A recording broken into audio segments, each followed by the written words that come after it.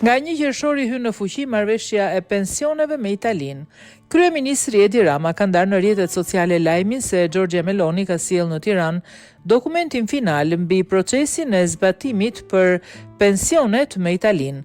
Rama shprehet se nga 1 qershori kjo marrëveshje hyn në zbatim. Lajmi mirë dhe i ndar veç për t'i dhënë vëmendjen e duhur jashtë vorbullës së samitit të Komunitetit Politik Evropian.